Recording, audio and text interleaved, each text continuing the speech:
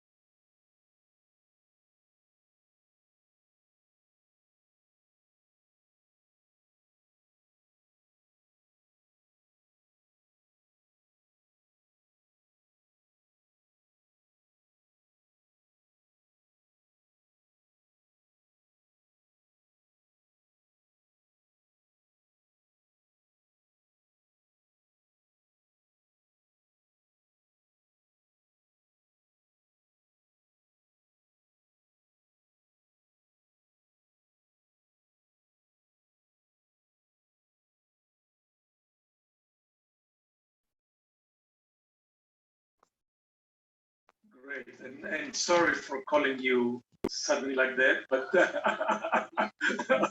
but I was taking advantage of you taking the notes throughout the session, so we know we'll have good records. And we'll jump to Amanda.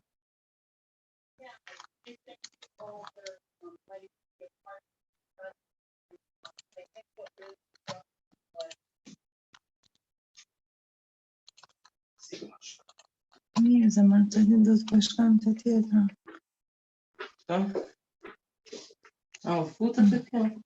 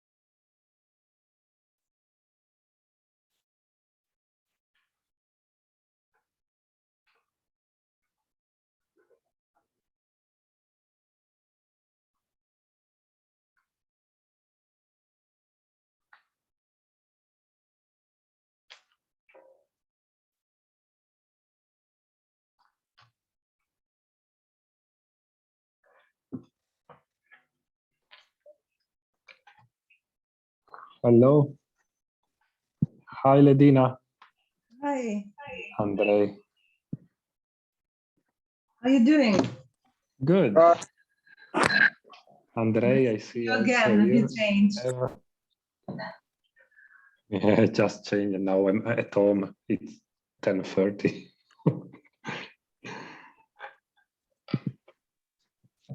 Also, Umberto should join from Italy and maybe other colleagues. Hi, Andrew. Andrei, hi. Hi, Regina. Hi. Nice to see you again. Likewise. Hi, Eva. I see that also Frank, Mario, and Roberto Basili connected. I click on. There is a link. I see allow to speak. So why not everyone? I don't know how. Let me see. Yes, Frank is also joined. Hello, Frank. Hello, good evening, everybody. Hi. Hi. Stefano, are you able to hear us from this room?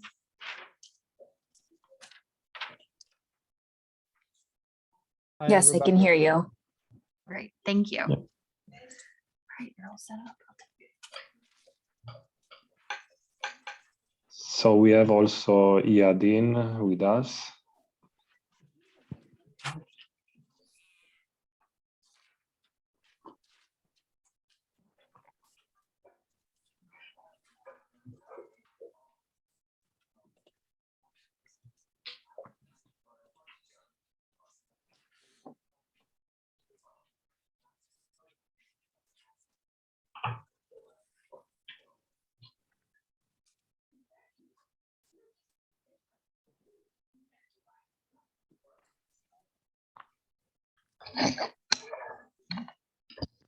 Hello, Iadin. Hello, Stefano. Hi. Maybe some other colleagues are joining now. Yeah, you probably Just, would like to wait a minute or two for yes, people to walk from the lobby to the room. Yes, just a note. I see here on the participant list, there are some participants that are listed kind of like members or speakers, and some are just attendees, but I can allow also the attendees to speak. So I'm allowing everyone when I see in the list. I don't know what the difference. I mean, it should be open. I hope you're right, but I think that we might need the magician behind the curtains to do that for us. No, I allowed, for example, Frank, Amanda, Mario, and Roberto here. So it seems to work. Okay. I don't know what the difference. I mean, maybe about the link that one is.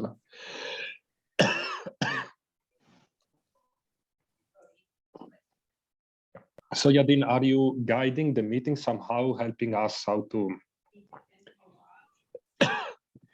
So we just finished the Afro region, and the style that we elected to go with is to have a presentation around the room of the 3 questions we send out to each of you, and relating to the clinical engineering achievement, the state of the art of clinical engineering, the impact of the COVID-19 on the profession, and what do you think we can do to help going forward.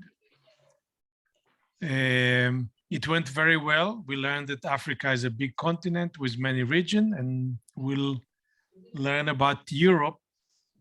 And as we begin, Stefano, I just want to thank the organizers, the International Federation of Medical and Biological Engineering, Clinical Engineering Division. Thank you. The Global Clinical Engineering Alliance, AMI for hosting and the industry partners who help sponsor the Congress. And those were the Zoom, R0,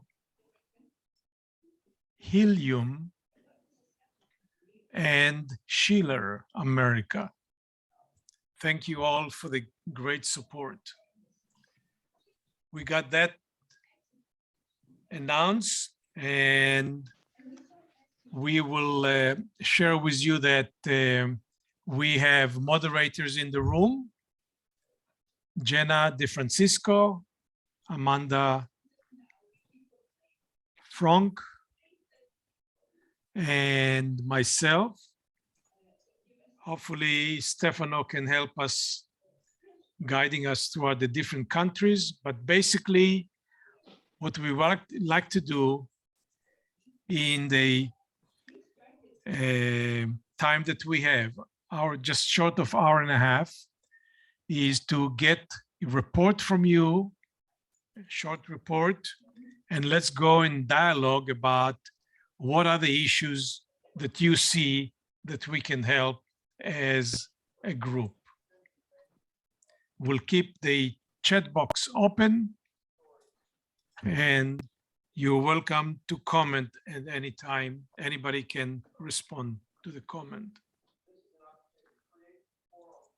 Is that acceptable? Yeah. I'm seeing something in the chat. Okay. You can nod your head in vertical motion up or down. You can verbally say in any language, hooray, yes, absolutely, but I need you to be engaged. I need you to be in the room. There is no sideline here. Okay, let's go. Waiting. Also, Umberto and Lorenzo should join from Italy. I don't know if any other colleagues.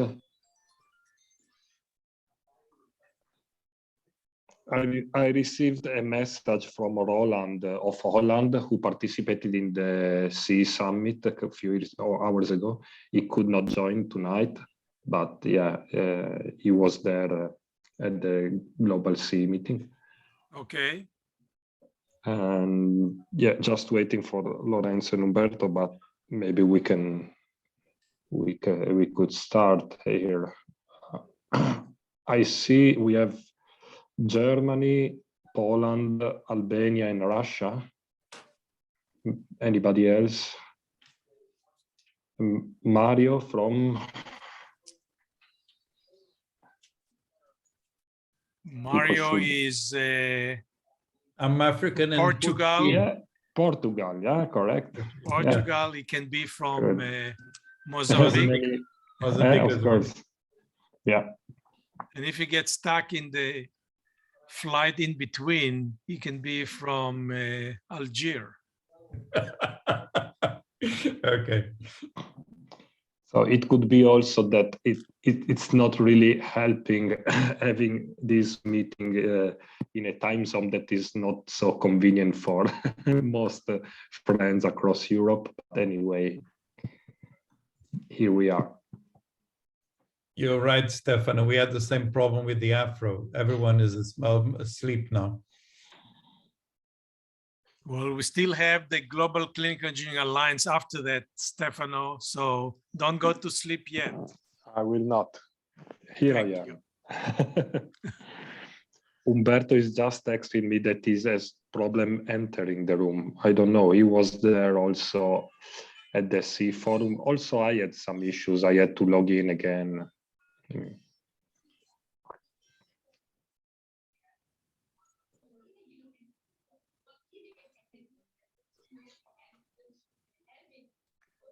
I will try to text him the link if you have just.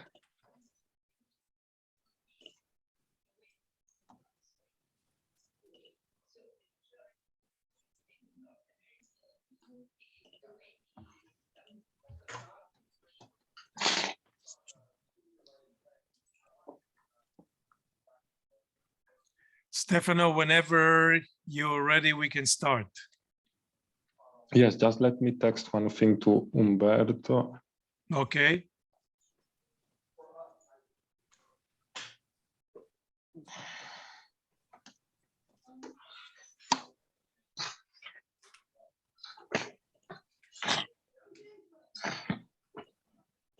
Yeah, so I don't know, maybe I can just quickly start to break the ice and then let the all our, Absolutely. Yeah. so do you prefer we just have a quick round of introduction? We are not so many, so it could take a really a short time. So I'm Stefano from Italy, and all the others one at a time, so we can introduce ourselves. Hello, Yes. my name is Ledina. Hello from Albania. I work for the Ministry of Health and Social Protection. I'm a biomedical engineer. Great. Next. Hello, my name is Andrei. I'm originally from Russia. I live in France. I worked for 25 years with the World Health Organization, being responsible for health facilities, health technology. And I'm not an engineer, I am a physician by training, but worked all these years in health technology.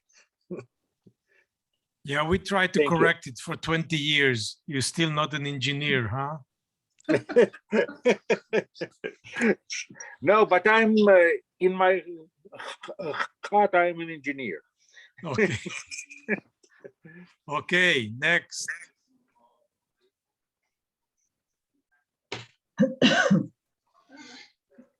Eva, you are on the same gallery of photos. Yes. So may I introduce myself? Please.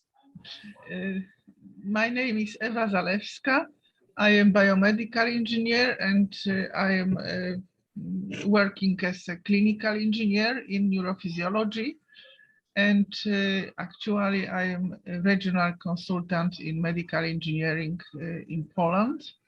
And I am working on development of clinical engineering in Poland, mainly in education, specialization, and certification.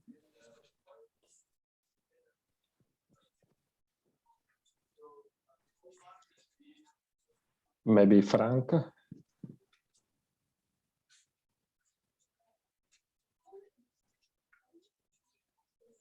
or Mario. Hello, everybody again. My name is Frank Roth. I'm from Germany.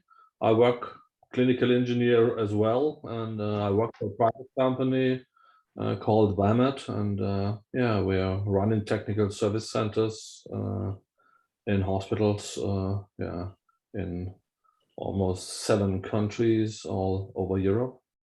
My home base is Germany. I'm German, even if VAMET is an Austrian company. And I also represent the association, the German Association of Clinical Engineers. So that's why I'm here. Looking forward to meeting you all.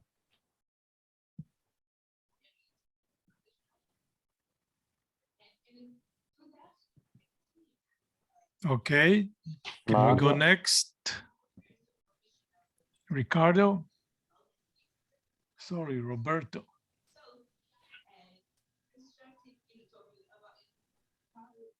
Nice.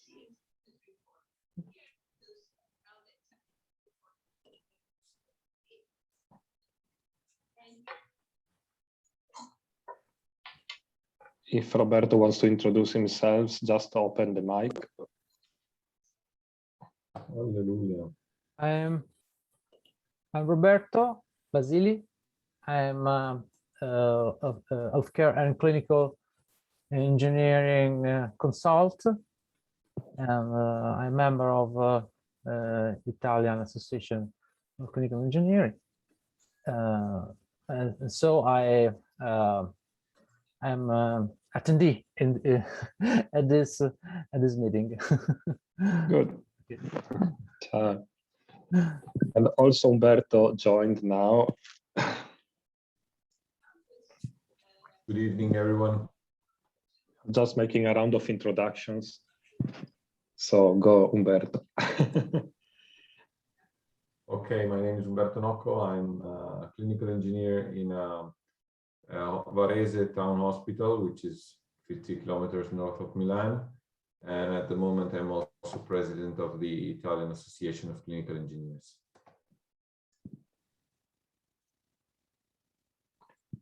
I take a chance also for my introduction. So I'm Stefano Bergamasco. I'm also a member of the Italian Clinical Engineers Association, and I'm secretary of the CD and a founding member of the Global Clinical Engineering Alliance.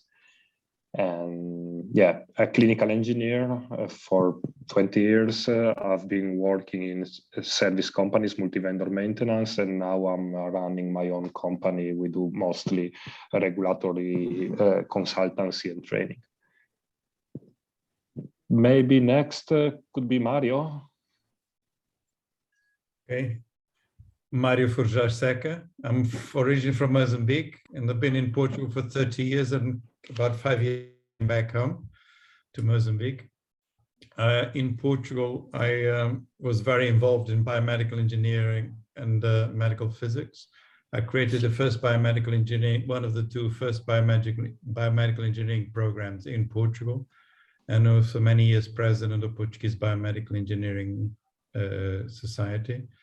And coming to Mozambique, I've been working as a clinical engineer, medical physicist at the Central Hospital Maputo, and I've been working as a consultant with WHO for the past 2 years with Adriana Velasquez in medical devices.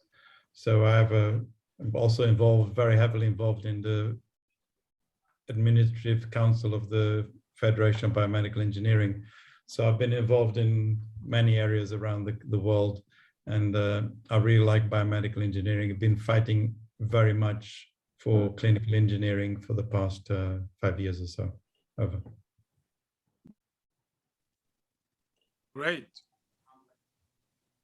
Okay, Stefano. I believe we're done with the introduction. Yeah.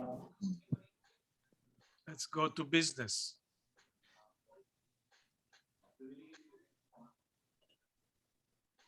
Yes, so maybe we can have now a round about, as you asked before, if I got it right, what has been happening in your country in these last 2 years. COVID has been a big hit for everyone, somehow also an opportunity for the profession, let's say. Let's taking the positive out of this situation. And what have been the goals 2 years ago nobody could imagine when we met in Rome, and what has been going on in the meantime. So I don't know who wants to start. I'm just breaking my voice, sorry. I think we'll start with Albania because they are A, and also because I like to see Ladina. Okay, thank you, Yadin.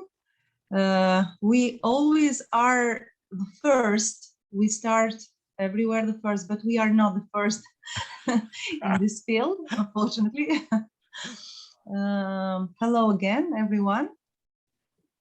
I'm very happy to meet you all again, and congratulations to the organizers. I'll talk shortly about the 3 points that Yadin mentioned earlier, and then I'll share with you some thoughts about our key issues.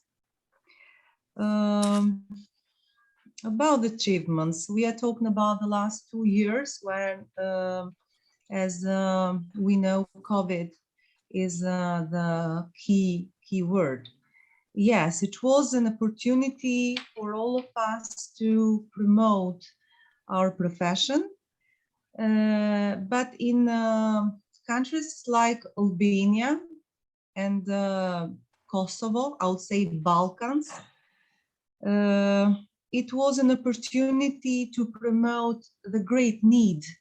So everyone, Ministry of Health, hospitals, everyone realized that we need more engineers, more technicians to install, to check, to use the devices, to assist doctors with the devices. I say that because during the COVID, we received a lot of donations as well from different institutions and governments. And we realized that, yes, we have a lot of devices for our hospitals, but we are not, we don't have enough human resources, engineers and technicians to properly install and use them. And we are still dealing with this challenge. Regarding achievements, I would mention that we have continued to have legislation, more documents, completing our framework, legislation framework. Being in Ministry of Health, I am involved in policy preparation for the medical devices, starting with the first law that we have had in place for some years now, and trying to complete this framework with sub-laws with the order of ministers, which I'm most of them, all of them, in collaboration with the law department I'm preparing. Other achievements I would say is that we had started some years ago a good policy about maintenance. We are trying to maintain and start to enlarge. We started with big devices, and now we are trying to promote this good experience in all the devices as well, which are not always covered by maintenance. I would say that during these 2 years, we have been facing, as I mentioned earlier, with this great need of having engineers. I say that because we still don't have a CE education program, which I would say it's our weakest point, as well health technology assessment, and we are lacking proper training programs in hospitals.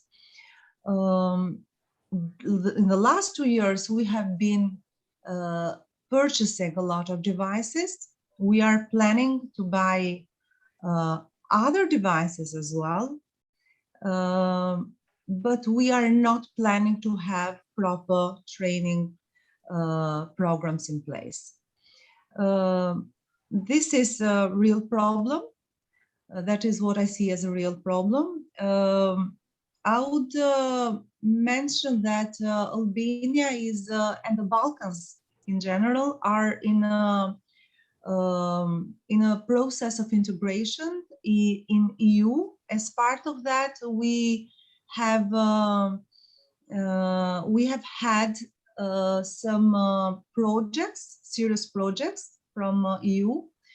The last one, which I'm dealing actually, is a instrument for pre-accession, as we call it, IPA, which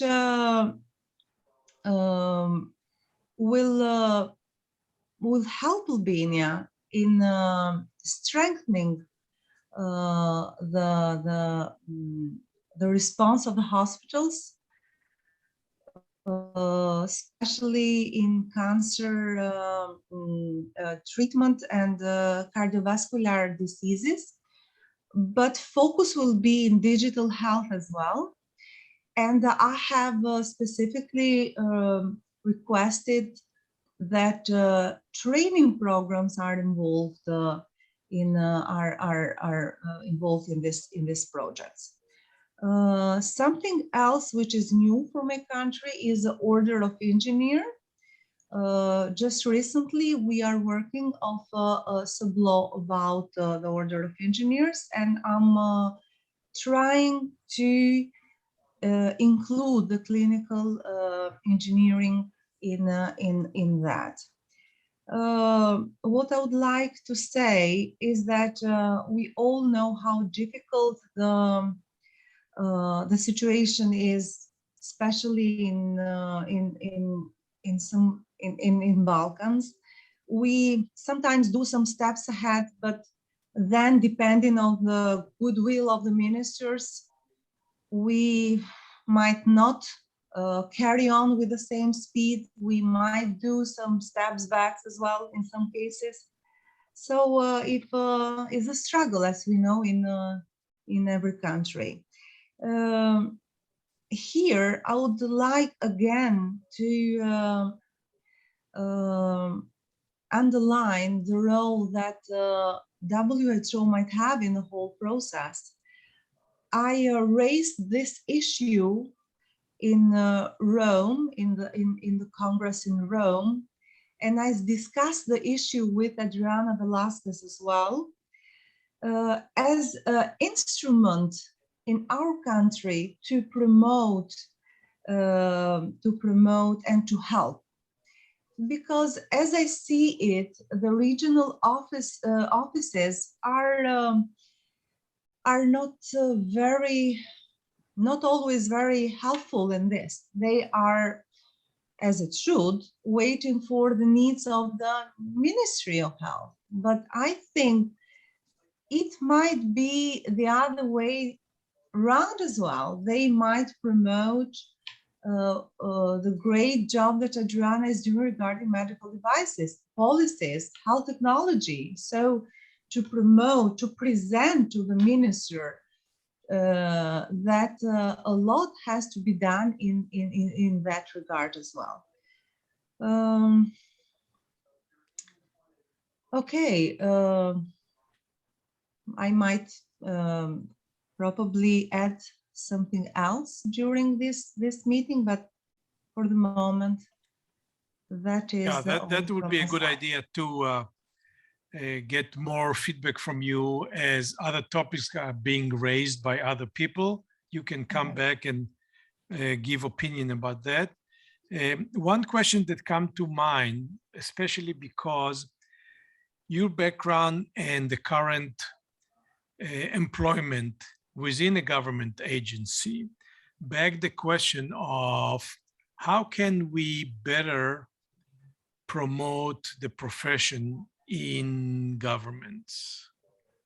What do you see that will work to bring recognition to clinical engineering value-added work?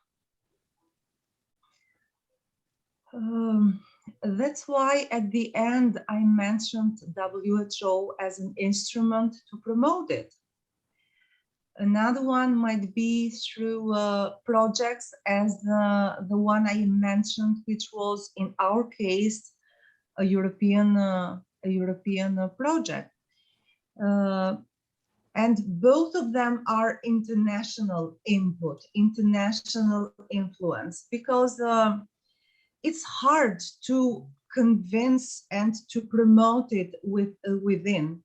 As you know, ministers are worried about drugs, human resources, mainly, and equipping the hospitals with medical devices. So especially during the last 2 years, as I mentioned earlier, they put a lot of attention and money on buying medical devices. And that is okay, especially when we need them, as it was evident during the COVID. We needed more ventilators, more monitors, CT scans, X-rays, etc.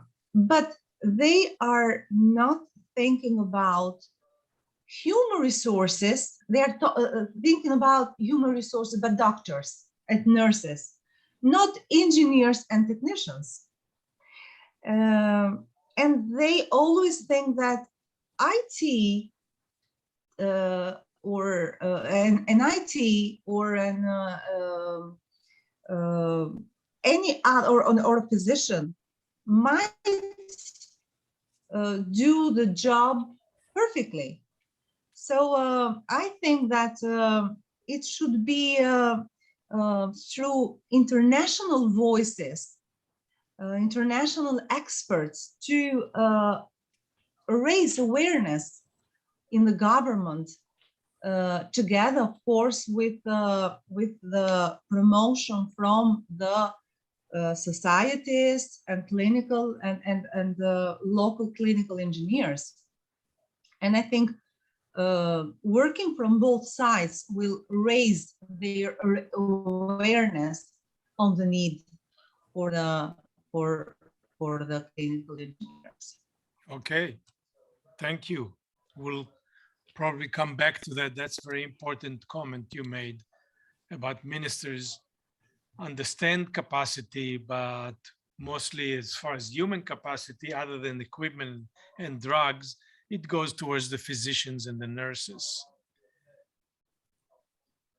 Let's move on to following the alphabet. It will be Germany.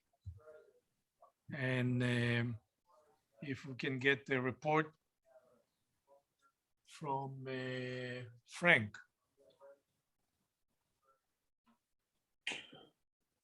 Hello, David. Thank you for giving me the chance to report from Germany. So we're talking about starting with COVID-19. I think at the moment the situation in Germany is a little bit like the little rabbit in front of the snake, waiting for the fourth wave. The experts in Germany are pretty relaxed due to the fact that on the ICU there are not many COVID patients related to the infected patients. So the hope is that the disease, if you receive it due to being vaccinated, and that it in many cases only infects younger people, that the disease will not break out too hard, go in a smooth way. So what we did in Germany is we set up a central monitoring, looking what's going on in ICUs all over Germany and how the patient rate of COVID-19 in ICU beds is. So at the moment it's very low and everybody is relaxed, but of course we are afraid of a fourth wave we are facing now when winter is coming and everybody will stay in again. Also, knowing that, they've started to dismount and decrease overcapacities. So the reserve hospitals we created for COVID-19 are dismounted. The devices they got in these hospitals are going to regular hospitals, are going in use, and the devices in use that are old are going into stores. So if COVID-19 will hit again, we are prepared to get them out and respond to higher needs of devices. In frame of that COVID-19 pandemic, the German government has set up a law referring to critical, something they call critical infrastructure. That means hospitals, at least the larger hospitals, are so-called critical infrastructure. And by law, at the moment, they are obliged to define their critical processes. And once they have defined the critical processes, it's on clinical engineering to support that critical processes with technology, even digital or medical device, digital technology or medical devices. And if a device supports some of these critical processes, it has to be maintained properly. Everything has to be done to keep it in good working conditions, and you have to think about redundancy and you have to know where you can get redundancy in case of something critical happen. So that what at the moment state from the COVID-19 situation. What at the moment is makes us very busy is troubles we have with the new medical device regulation. In many cases, manufacturers failed to fulfill the criteria, and so they cannot sell their devices and their accessories at the moment. There are some manufacturers struggling hard, and there's a slight lack of devices and accessory, especially from some German companies. That is something that makes us busy at the moment. Yeah, and if you ask me what I hope we can do to strengthen clinical engineering, I think one thing is to get us or get some representatives of clinical engineers into the working groups of the European Union, European Community, and of course into working groups in regional governments, national governments. I think if we succeed so and we are present there, I think that'll strengthen our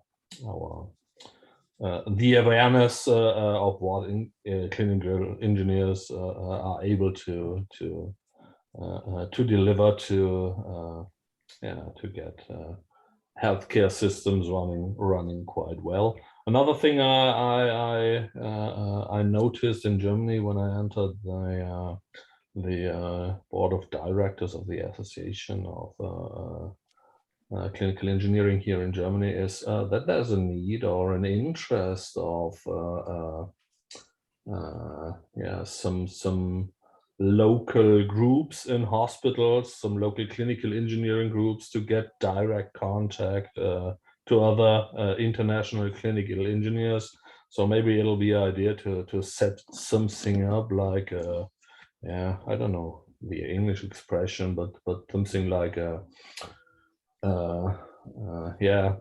possibility to open up a possibility where, for example, the University of Hospital can offer to his partnership to any other interested hospital group in other countries all over the world. I think that might be a good idea if we have some kind of exchange, an exchange board or stuff like that.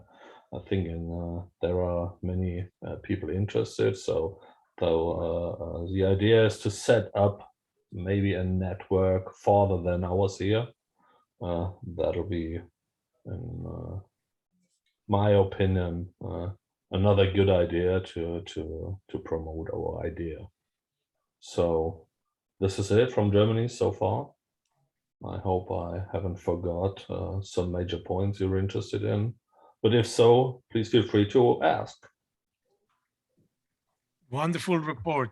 First of all, good to hear that dismantling special care facilities that needed before urgently seems to be now under better control, can be dismantled, equipment goes back to warehouses, and the situation as far as COVID, sound like you're saying, is improving.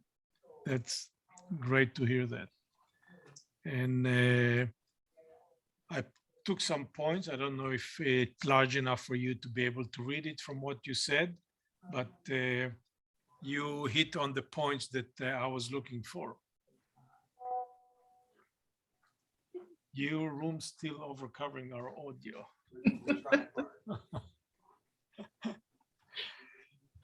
My crazy partner. So Frank, thank you very much. We'll come back with additional questions.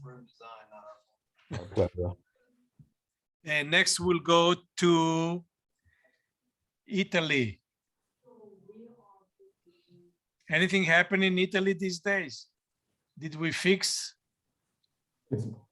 It's my turn to talk, I guess. So good evening, everyone. Good afternoon. Did we fix the Colosseum now that we have the engineers? No, not yet. We're working on it, though. Okay. Next time you come over, you will see a brand new Colosseum. No, actually, Stefano said quite a bit in this afternoon meeting, the global CEO, but I will try to sum up 2 or 3 points that I think are relevant in the past 2 years since we met in Rome. I jotted down a couple of notes. First of all, as a national association, we kept enrolling and keeping up with the National Ministry of Health, and we tried to set up more collaboration and be on many of the tables and the work groups that are being set up in the National Ministry of Health. Besides, you have to remember that Italy has regions inside Italy, so we're working on basically on two levels. One at the national level because that's needed, but still we're also working on a regional level. So we're trying to have also clinical engineers inside the regional government to have things going, and also to make a connection to the higher level, because this has been really a key thing we focused on during the COVID and the past 2 years, because many things were going on a national level, like also device acquisition and stuff like that, and then they were sent over to the regions. So we actually felt that we needed a link from a local point of view and a national point of view. So that's good. We'll still be working on that because that's needed also inside the association. The good thing that we saw actually is that many CEs were enrolled at the National Ministry of Health and other places in Rome that run some of the politics and stuff like that. That's a good thing because, of course, we've never had so many clinical engineers and biomedical engineers in the national institutions.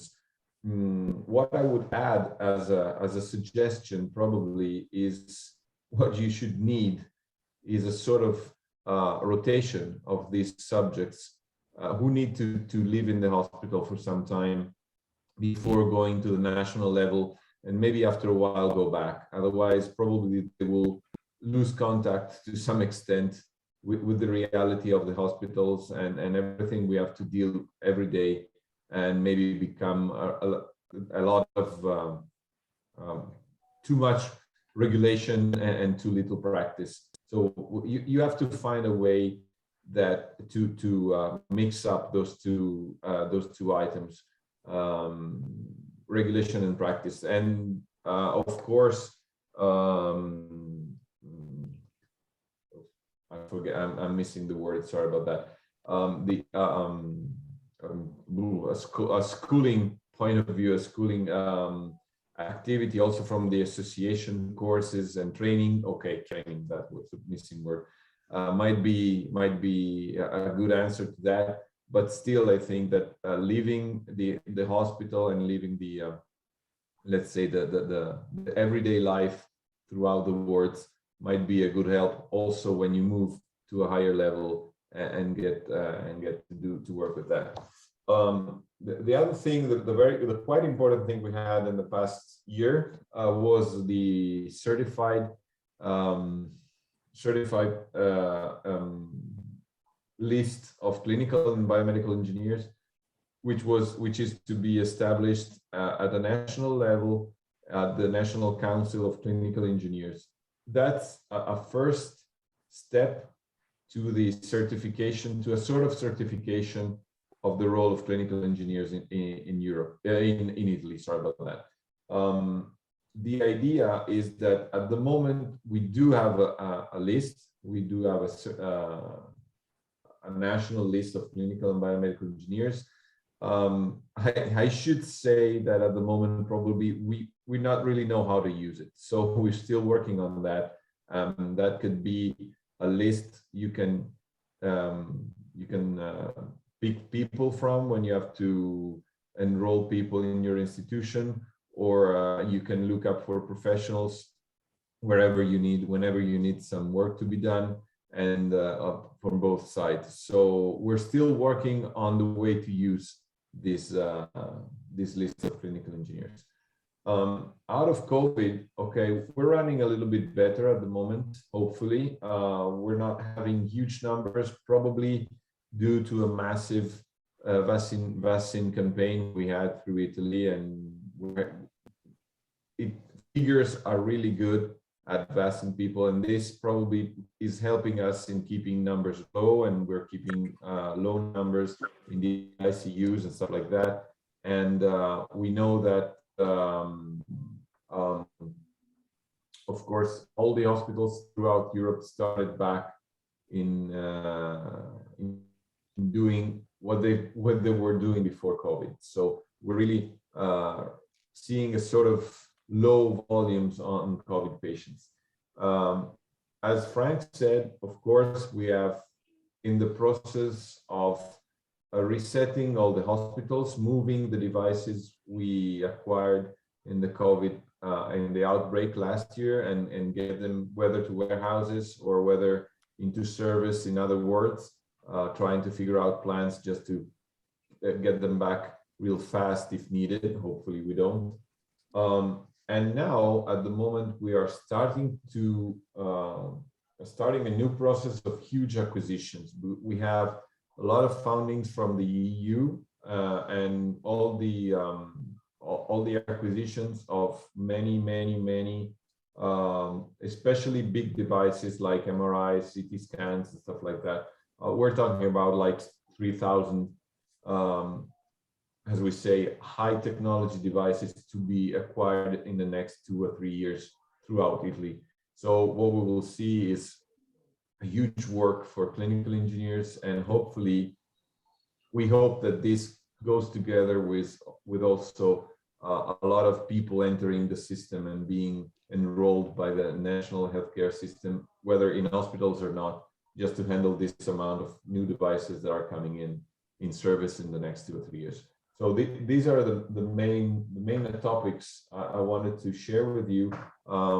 Maybe Stefano, it's fun for us. There's 2 of us, so it's easy to help each other.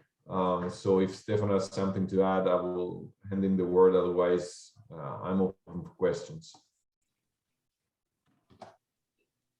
Thank you, Umberto, and back to you, Stefano. Well, not really. I think we've covered a lot. I would also add to what Frank from Germany said before about the new medical device regulation in Europe. It is having a huge impact on manufacturers for the certification of new devices. An element that is important because we try to see also what impact this new regulation has on clinical engineers inside hospitals. I would say not so much changing in maintenance apart from a specific article about spare parts that is opening more to compatible spare parts as compared to original spare parts. But one important thing is about procurement. So clinical engineers should be aware that we are in a huge transition period, and when tenders are being written and awarded, we need to take care of the validity of certificates between the old regulation and the new regulation. So this is something that I think is affecting all the countries that where the MDR is effective, of course, so European Union, but this is quite a relevant element that we are taking care of. And also in our next Congress in Milan in less than 1 month, there will be a couple of sessions about this topic. Do you have any awareness about the right to repair movement that is taking place in North America? Yes, we've been talking about that as a model. I wouldn't say to copy, but certainly something to look at carefully, because even before the MDR, one of the things that many manufacturers used for protection was, if you don't do maintenance with me, you will lose the CE mark, you will lose the certification, or these kind of things, which is totally absurd. It's not true. Once a device is certified forever. You may have liability if you don't follow the manufacturer specifications in maintenance, or you don't buy original spare parts. So you take a responsibility in risk assessment of what you do, but you never lose the original certification. So there has been, this is a discussion that is going on forever. And Italy is one of the probably most advanced countries in terms of multi-vendor maintenance services. And so this is a long story. And we are looking carefully at what is the right to repair movement in the US. But also a few years ago, we've been looking at the US with, for example, Medicare, saying something about reimbursement if you don't do maintenance in a certain way, preventive maintenance according to the manufacturer specification and so on. So this is something that is interesting for everyone, I think.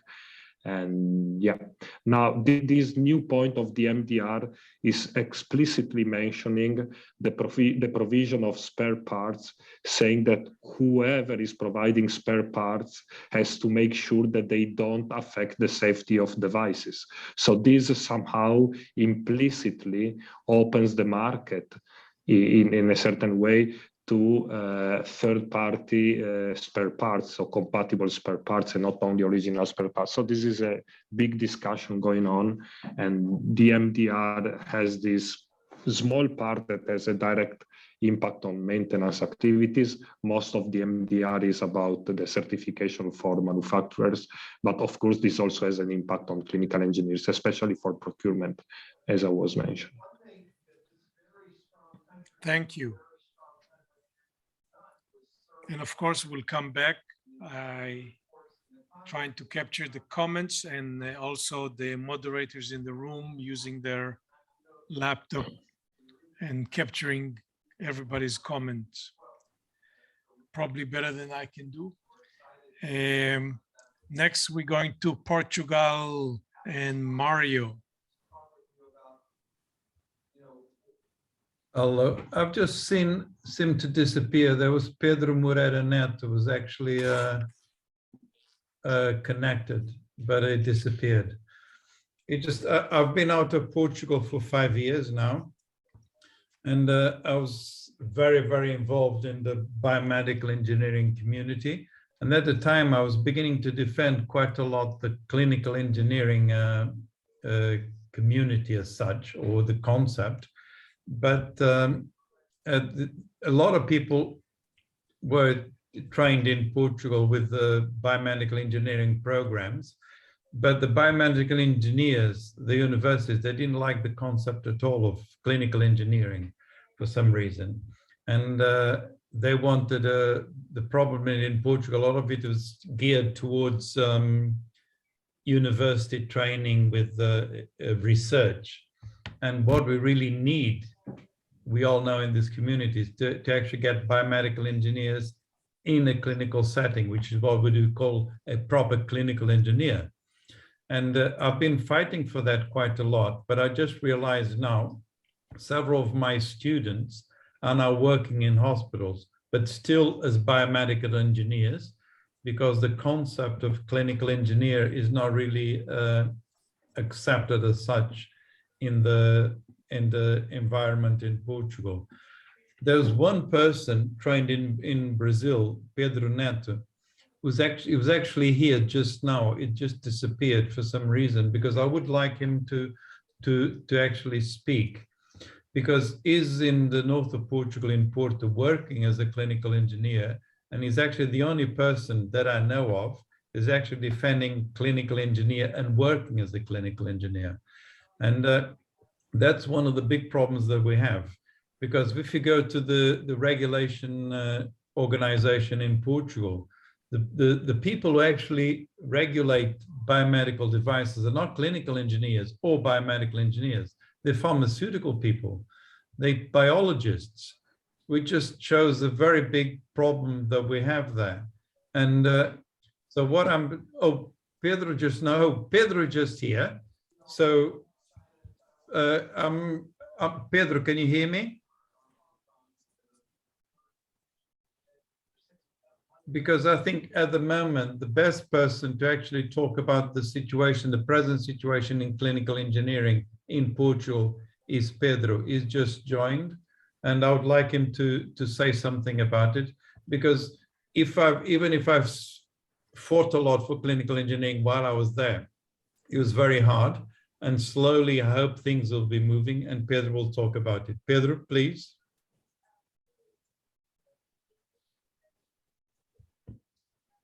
Pedro, can you hear me?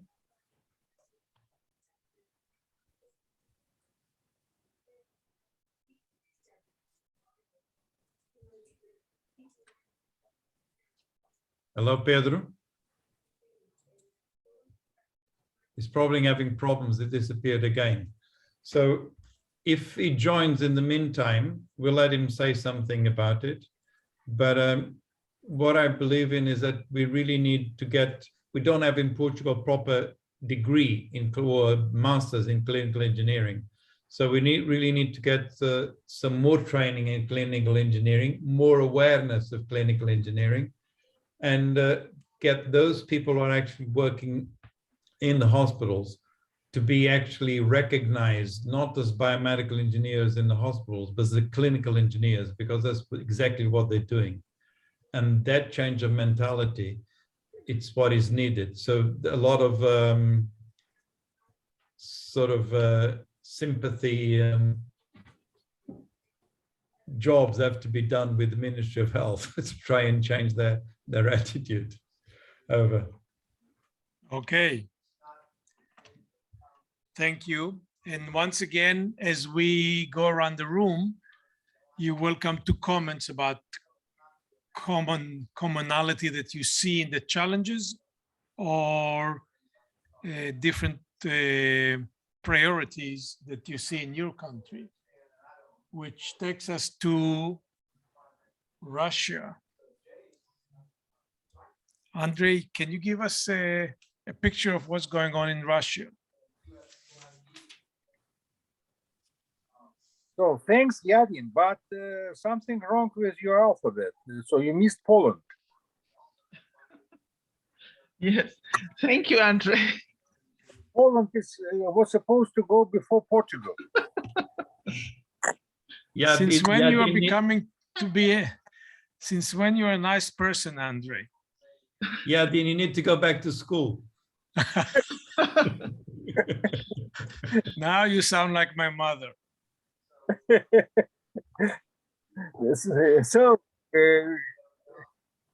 So ladies first. So okay, we'll go to Poland.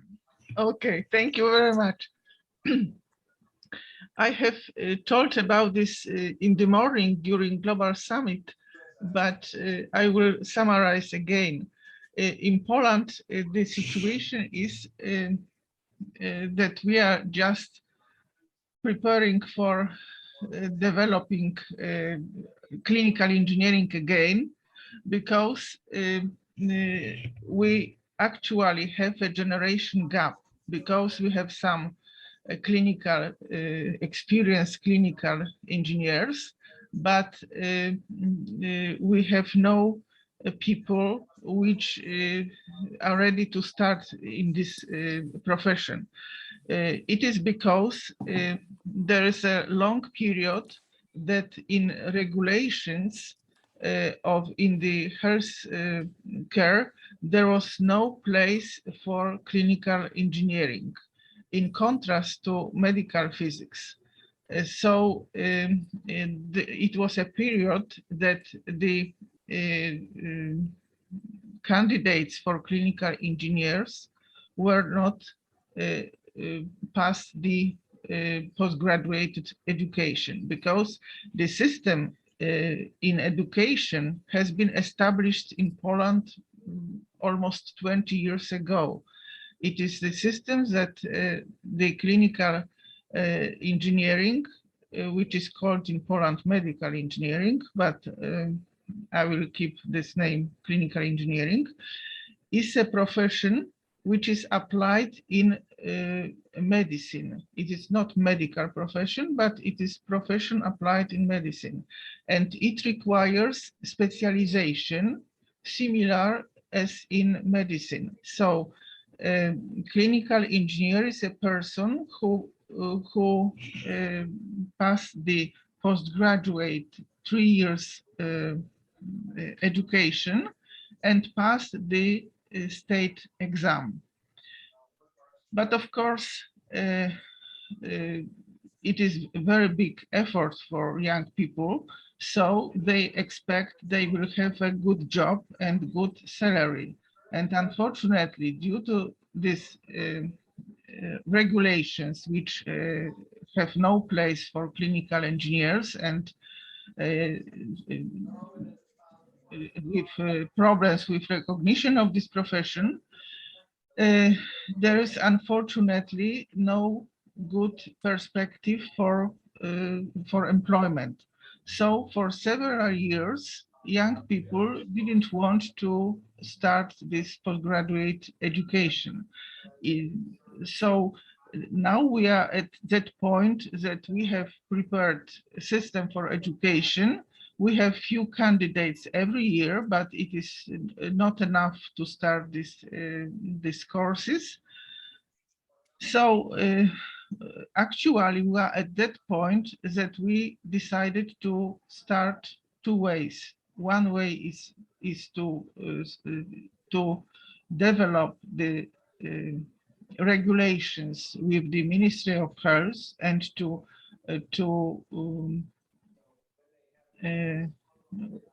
have this profession as a profession which has high position in healthcare service.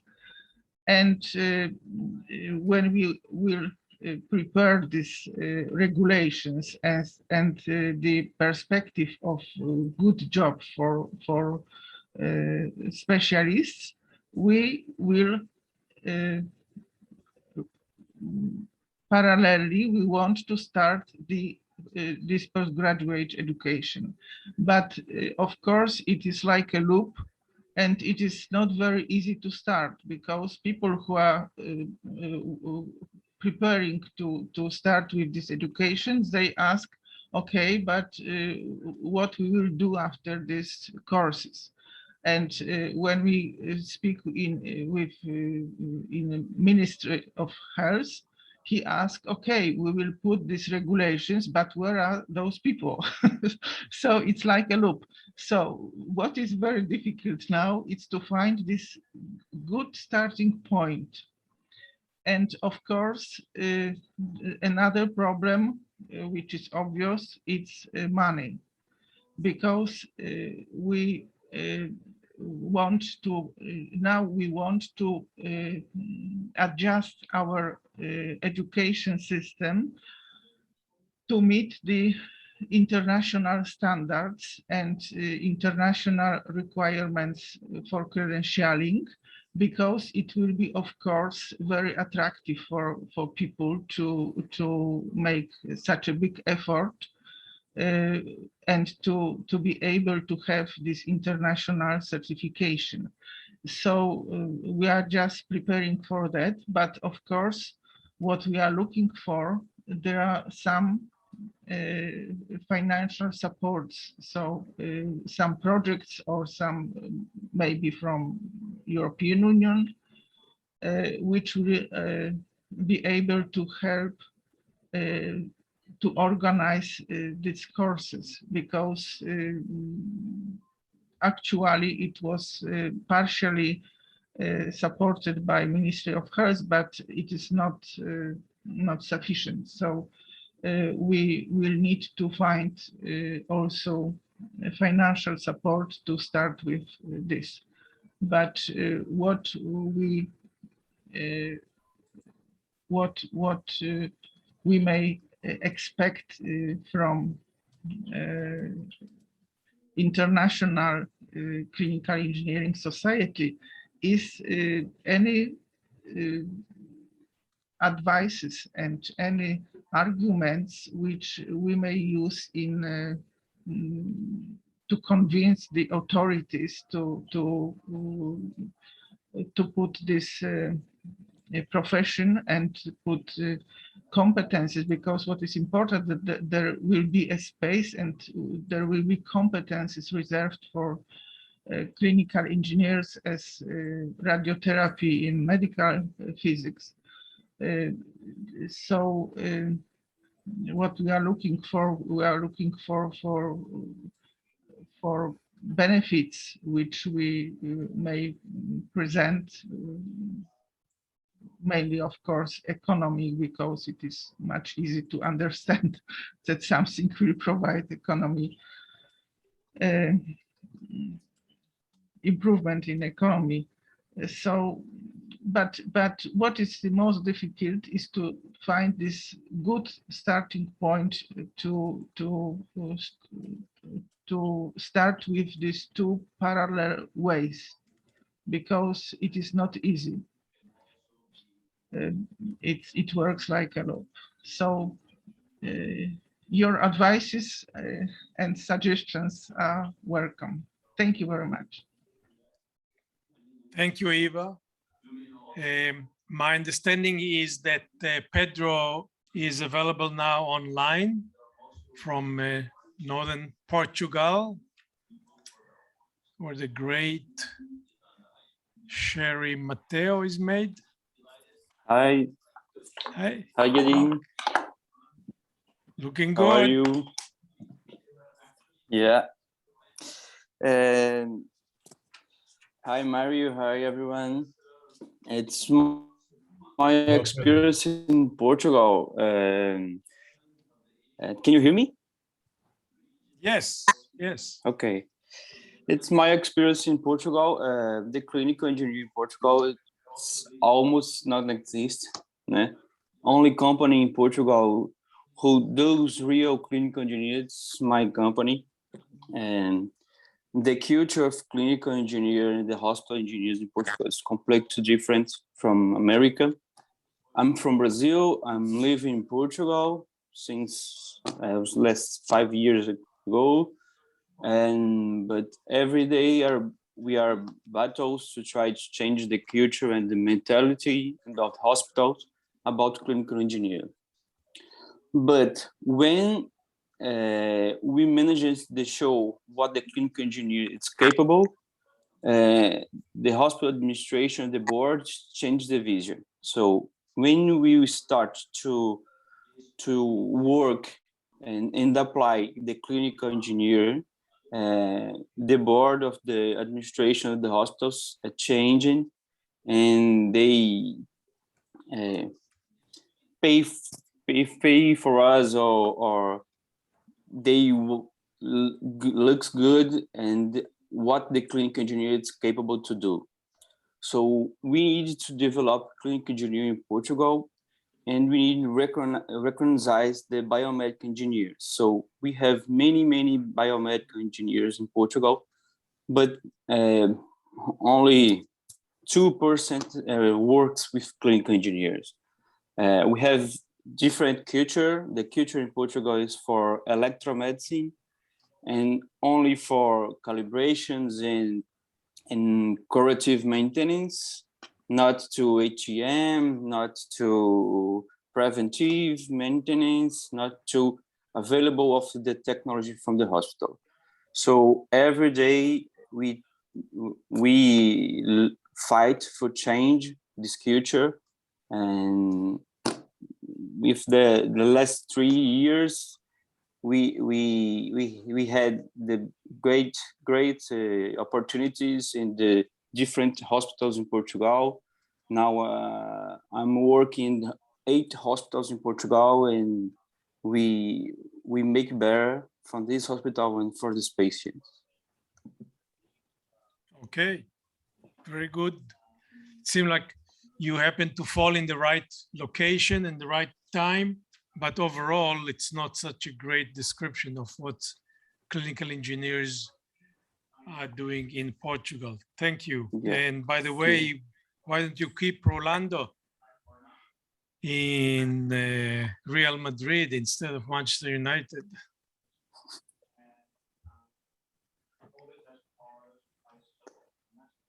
Let's go to Andre. Now Russia, yes. Okay, so thank you very much, Edwin. Already during the global summit earlier today, I already briefly described the situation in Russia, so I will repeat more or less the same things. That the main point is that clinical engineering and health technology management, as it is understood internationally, remained largely unknown in Russia and in other former USSR countries. Most of available materials available in Russian language, they are about maintenance and repair only. At the same time, some elements within the HTM concept are rather well developed in Russia and also in some other CIS countries. For example, in Russia, regulatory mechanisms are quite comprehensive and are strictly followed as far as technology market access is concerned. Biomedical engineering, both under and postgraduate, is also rather sophisticated. Health technology assessment is also being developed in recent years, but still has a long way to go to become part of decision making. However, in general, health technology management is not viewed as a logical sequence of integrated events.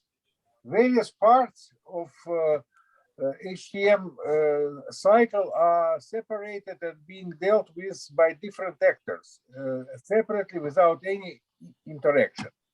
Needs assessment and selection are ad hoc and opportunistic.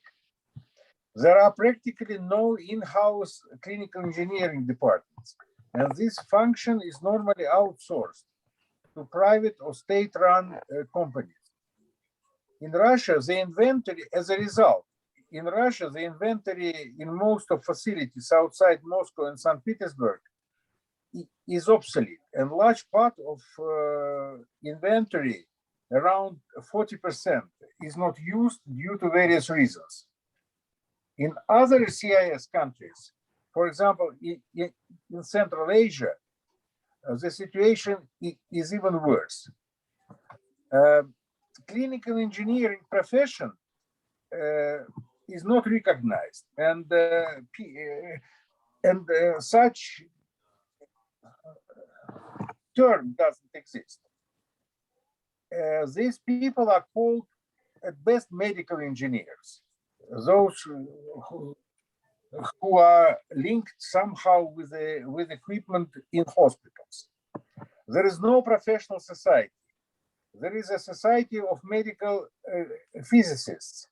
And for example, Yadin remembers that when we organized an advanced clinical engineering workshop in Moscow in 1999.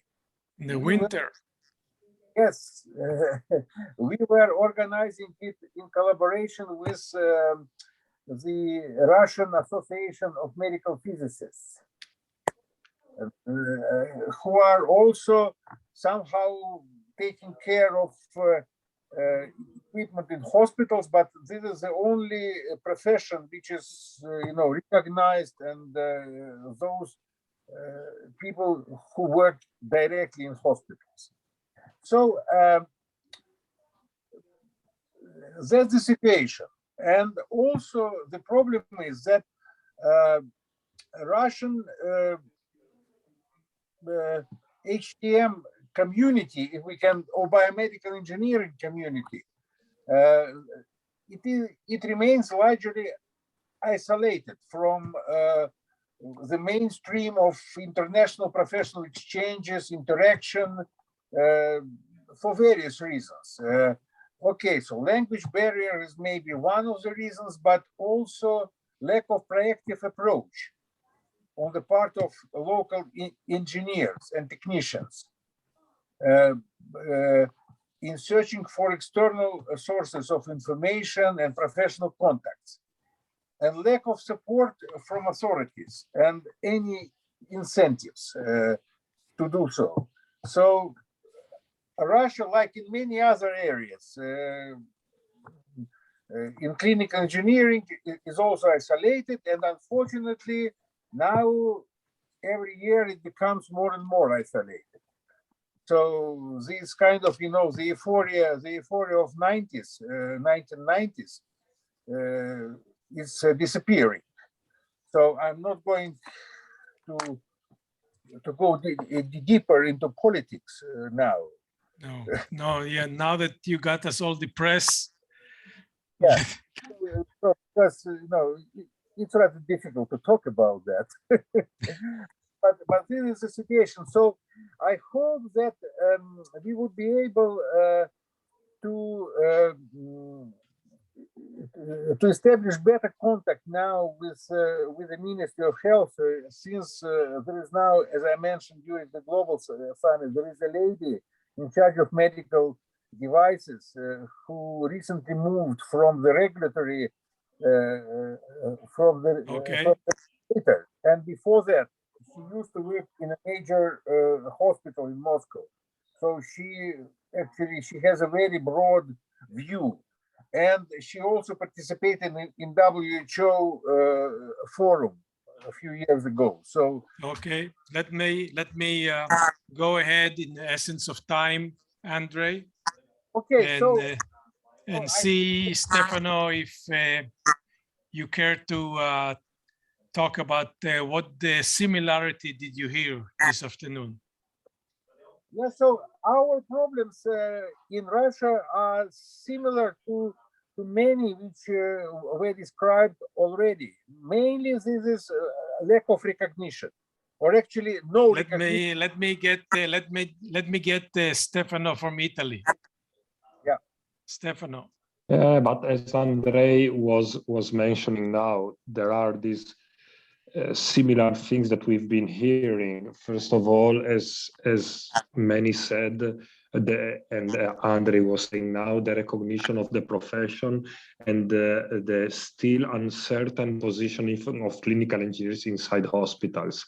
In some countries, I'm thinking of Italy, for example, we are getting better from that point of view, with lots of hospitals, especially in certain regions that have a well-established clinical engineering department inside the hospitals. But this is not true everywhere in our country and in other countries across Europe.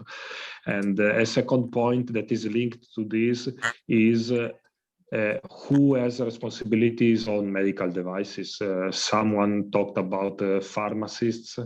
This is also correct to a certain extent if we think how broad is medical devices. It's not just equipment or the main things that we deal usually as clinical engineers, but there's a lot more that we usually don't deal with. But we feel that we must be more clearly defined as a profession. Andre was mentioning now, and also others, about medical physicists, that because of the national legislation on radiation protection, in many countries have a clearly established professional position, and this is not really true for clinical engineers. So I would say that what we heard is a need to establish our positions inside the hospitals and the recognition of the profession. Then there are other aspects that are linked to this, like someone mentioned about the training and advancement of knowledge and so on. But these are, I think, quite relevant similarities I see that may become points to start working and continue working on. If I can, Yadin, just mention one thing that we didn't maybe touch very much, but I think is strongly needed from everyone, is about networking across countries. And this occasion of today is important from this point of view, but this could be useful throughout the year as a routine contact across countries. I mentioned during the meeting this afternoon how important it was to have the International Congress in Rome, also to show to our decision makers that clinical engineering issues are not only Italian, but is global. And so it could be important also in trying to establish the position inside each country to have the example and the discussion and the relationships with other countries. From this point of view, one thing that we are trying to establish, we discussed about it in Rome, and we are trying to now move on this, and is establishing a federation of clinical engineering societies in Europe. And we have some interest from a list of countries. Maybe others that are here today could join the discussion. So this could be a nice opportunity. I will follow up individually after this meeting. And in a more global way, and this is what is going to follow in just a few minutes, and then I leave you the stage, Yadin, is about the Global Clinical Engineering Alliance. That could also be a very good opportunity to join from each country and share and help each other with these issues that are common, despite the differences that are obvious because every country is different, but there are so many similarities in the issues that a global network can only help. Great, Over. thank you very much. We will bring the session to an end. My apology for the end of time, but we're going to continue with the Global Clinical Engineering Alliance in a couple minutes in the main room. And I would like to thank all the speakers, the panelists, and the moderator for a great session. We'll do a follow-up. Thank you. Recording will be available on the Global Clinical Engineering Alliance of all the sessions, including this one.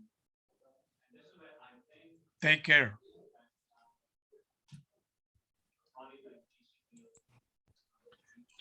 Bye. Thank you very much. Bye-bye.